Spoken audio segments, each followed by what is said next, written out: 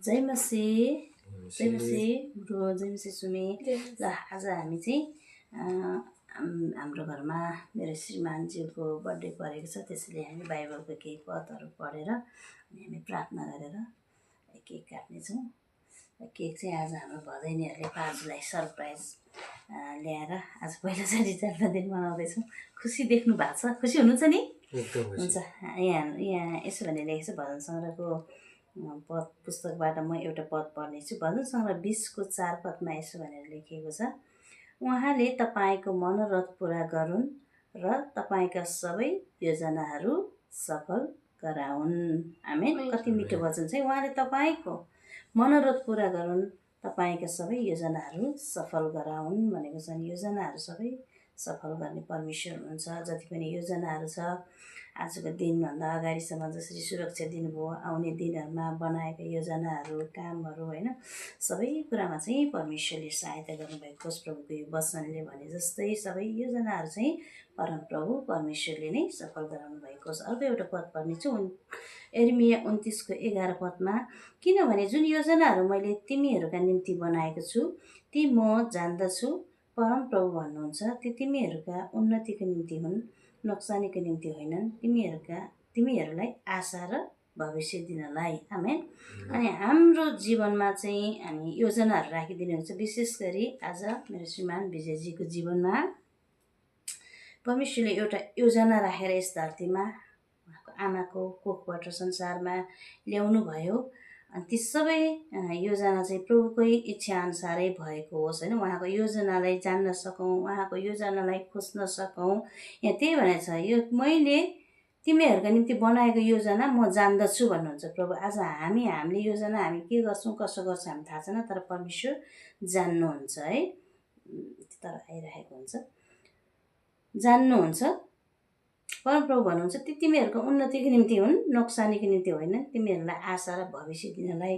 अनि उहाँको ती उन्नति, उहाँले राखिदिनु भएको योजना, अनि ती भविष्य अनि सबै कुराहरू चाहिँ परमेश्वरले पुरा गर्नुभएको होस्। नोक्सानी भएन, कहिलेकाहीँ नोक्सान, कमी, कमजोरी भयो भने पनि प्रभुतिर हेरेर, प्रभुको योजना, प्रभु मेरो जीवनमा के छ भने ती कुरा हेरेर अगाडि बढ्नलाई परमेश्वरले सहायता गर्नुभएको होस्।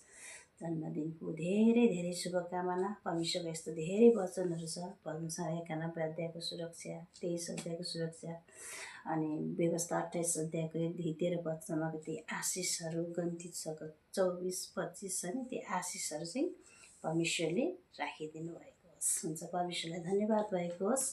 विशेष गरी यी दिन भएको निम्ति, यस दिनमा चाहिँ परमेश्वरले यस धरतीमा ल्याउनु भएको निम्ति उहाँलाई चाहिँ मेरै निम्ति परमेश्वरले बनाएर पठाउनु भएको रहेछ यस संसारमा। मलाई दुःख सुखमा साथ दिनुहुन्छ, होइन। परमेश्वरले धेरै आशिष दिनुभएको छ। उहाँको हात साथ काँध मिलाएर सँगसँगै हिँड्न नसके पनि घरेसी कुराहरूमा, होइन, उत्साह दिने कुराहरूमा, वचनद्वारा, बाइबलद्वारा मैले गर्नुपर्ने जति म गर्नेछु।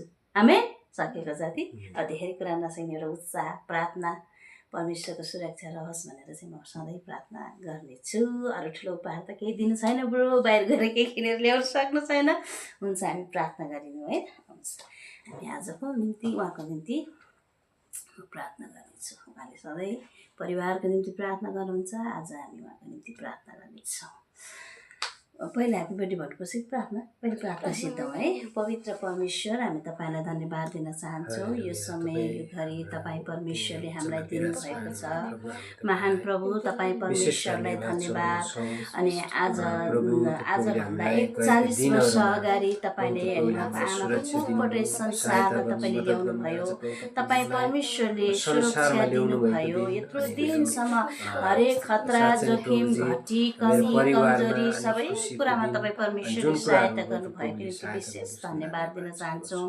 अनि आज 41 वर्ष पुरा हुनेसम्म तपाईँले सुरक्षा दिनुभयो, तपाईँको अनुग्रहमा राख्नुभयो।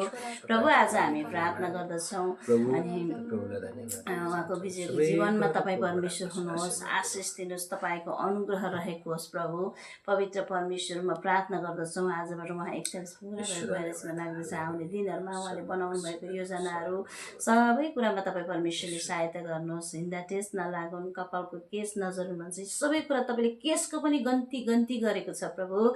तपाईँ परमेश्वर प्रेम गर्नुहुन्छ, तपाईँ माया गर्नुहुन्छ, तपाईँले भविष्य दिनलाई उन्नतिमा लानको निम्ति यस ठाउँमा आफ्नो छोरालाई ल्याउनु भएको छ। हरेक कुरामा तपाईँले सहायता गर्नुहोस्। भजनसँग पुस्तकले भने जस्तो उहाँको मनोरथहरू सबै तपाईँले पुरा गरिदिनुहोस्। अनि उहाँको हरेक योजनाहरू उहाँले चाल्ने पाइलाहरू सबै कुरामा तपाईँ परमेश्वरले नै सहायता गर्नुहोस्। यदि गलत बाटोमा हिँड्दैछ, कसै साथी सङ्गीहरूको कुरा सुन्दैछ, गलत कुराहरूमा ध्यान दिँदैछ भने पनि तपाईँले रोक्नुहोस्। तपाईँ परमेश्वरको इच्छाअनुसार अगाडि बढ्नलाई तपाईँले सहायता गर्नुहोस् भनिकन म प्रार्थना गर्दछौँ। धन्यवाद प्रभु। अनि विजयको जीवनमा तपाईँ हुनुहोस्। कहिले पनि रोग बिमारहरू नलागुन्। उहाँको शरीरमा भएका सबै कमी कमजोरी रोग बिमारहरू हटेर जाउन्। आउने दिनहरू तपाईँले दीर्घायु बनाउनुहोस्, लामो आयु दिनुहोस्, तपाईँले स्वास्थ्य राख्नुहोस्। सबै कुरामा उहाँको काँधमा धेरै ठुलो जिम्मेवारीहरू छ। आफ्नो आमा बाबु भाइ बहिनी श्रीमती छोरा अनि धेरै जिम्मेवारीहरू छ उहाँको काँधमा। ती सबै कुरा ती जिम्मेवारीहरूमा कहिले पछि नहटुन् अनि कहिले नथाकुन्। तपाईँ परमेश्वरले सधैँ सहायता गर्नुहोस् भनिकन म प्रार्थना गर्छु। धन्यवाद प्रभु। सबै बिन्ती प्रार्थनालाई तपाईँ प्रभुको हातमा राख्छु। उहाँको जीवन, आत्मा, प्राण, शरीर र हाम्रो सबै परिवार हामी तपाईँको हातमा राख्दछौँ। तपाईँले आशिष दिनुहोस्। सम्पूर्ण बिन्ती प्रार्थना चलाउँदै आशिष माग्छौँ यसो प्रभुको नाउँमा, आमेन।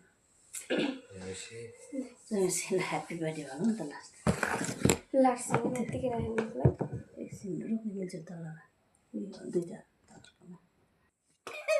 Happy birthday to you, happy birthday to you,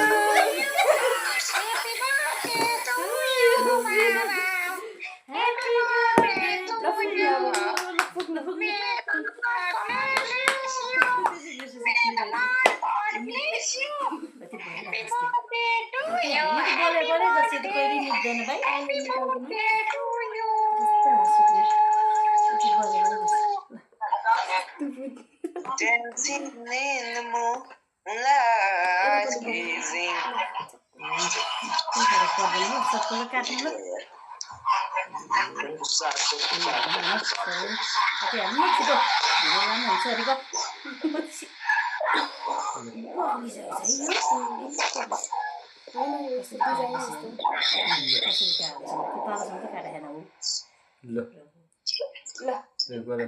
काटेकै छैन यी तलसम्म काट्नु न।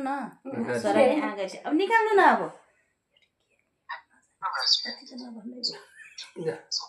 Ela dena batida, na. Ela desce, ela sobe.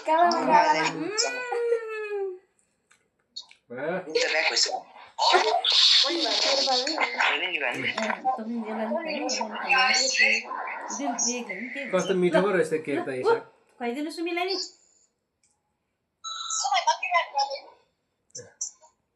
Happy birthday पाजु।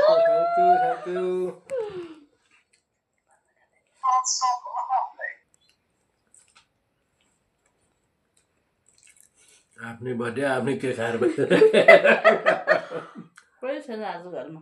गरम स्कुलको छुट्टी भएको बेला स्कुलको बिदा छोरो घुम्न गयो अरे आन्टीजीको घरतिर। अर्को एउटा भदैनी ड्युटीतिर कता पार्टीतिर व्यस्त। जुन व्यक्तिहरूले पाजुलाई सरप्राइज केक दिएको ऊ आफै चाहिँ घरमा छैन। तिनजना बस्ने खाने हो। मिठो रहेछ हुन्छ मेरो भिडियोलाई सबैले माया गरिदिनु होला। जय मसी, बाई बाई।